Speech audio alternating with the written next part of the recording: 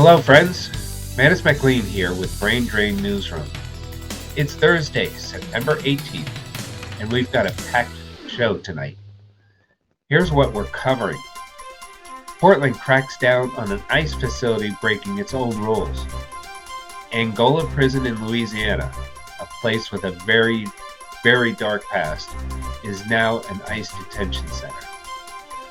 A Texas county signs on to help with ICE with deportations, changing the game at the border. And in Iowa, a crime victim becomes a one in handcuffs. Plus, ICE is bragging about its flood of new job applicants, but there may not be enough beds to hold all the people they want to detain. So let's dive in.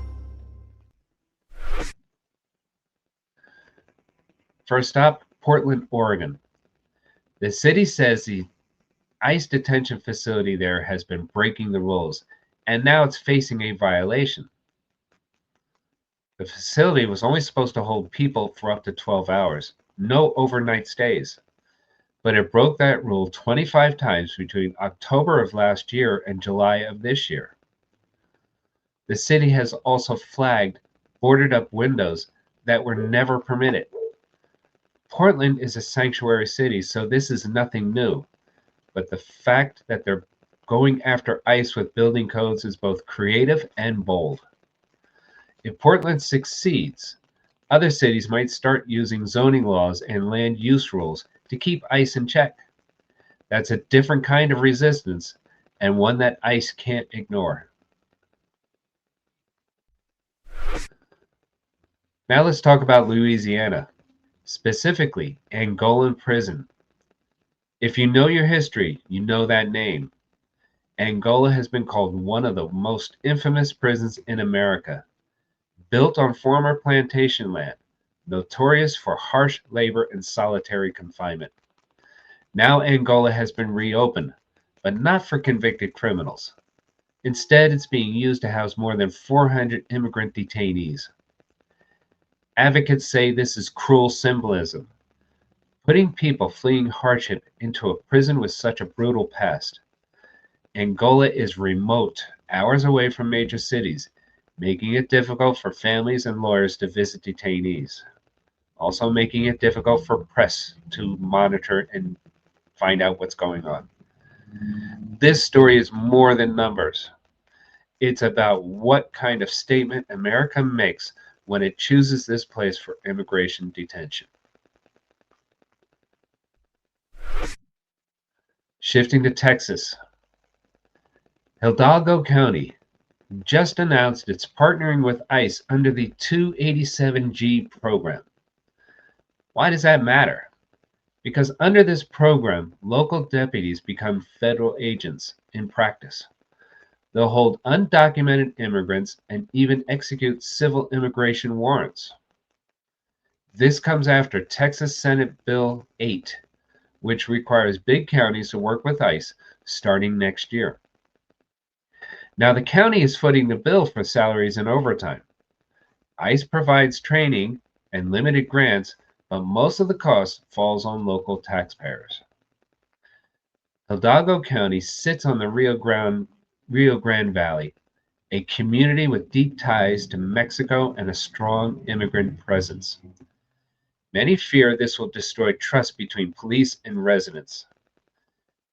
If history teaches us anything, when deputies double as ICE agents, racial profiling lawsuits and community outrage often follow. Texas may be headed down that same path.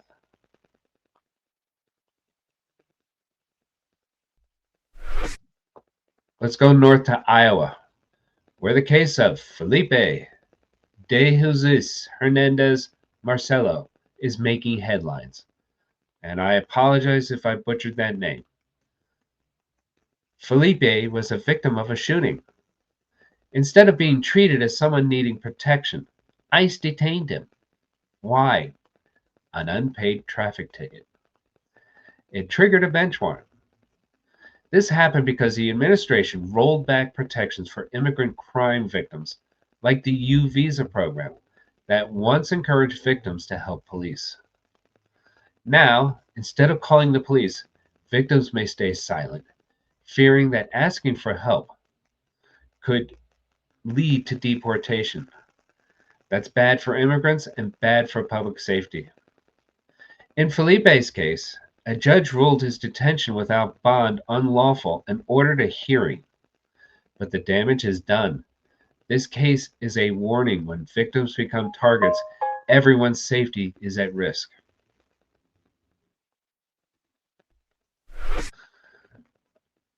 Now let's zoom out to the big picture.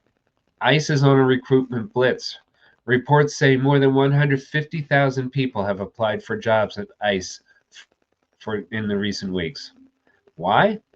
Because the agency is offering big perks, six-figure salaries, signing bonuses, and even student loan repayment. Tens of thousands of offers are already out there. But here's a paradox. ICE doesn't have enough detention beds. According to Political, they're hitting a capacity wall. More arrest, not enough space. You have to be able to put them someplace. So on one hand, you've got a flood of eager new recruits. On the other hand, you've got overcrowded facilities and not enough beds to hold the detainees. It's a logistical nightmare, and it raises the risk of overcrowding, abuse, and lawsuits. It shows us that immigration enforcement isn't just about ideology. It's also about math. And right now, the math isn't adding up. So what's the big picture? What's the big picture? Yes. Portland shows that cities can fight back by using local rules. Angola shows how history casts a long shadow over today's enforcement choices. Texas shows how state power reshapes local policing. Iowa shows the human toll, where victims become detainees. And ICE's recruitment drive shows that even the strongest crackdown has limits. Together, these stories tell us this: enforcement is colliding with reality, with laws, with history, with communities, and with capacity. Here's how you can help. 1. Donate. Keep Brain Drain Newsroom running strong at braindrain.org/donate. 2. Volunteer. We need translators, we need mentors, we need researchers, we need community connectors. 3. Stay informed. Sign up for our newsletter at braindrain.org/newsletter. 4. Share. Amplify these stories and help us hold institutions accountable. Every action counts. I'm Manus MacLean, and this has been Brain Drain Newsroom for September 18th, 2025. Stay informed, stay engaged, and as always, stay with Brain Drain. I'll see you next time.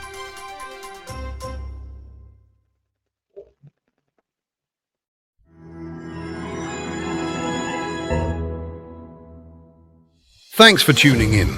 We hope you enjoyed this and maybe even learned something new. If you did, don't just vanish into the algorithm. Hit like, subscribe, and follow us on social. It's the easiest way to support our work and make sure you never miss what's next. Want to stay in the loop without relying on big tech's mood swings? Sign up for our monthly newsletter. And if you've got the means, donations of any size keep our programs running strong.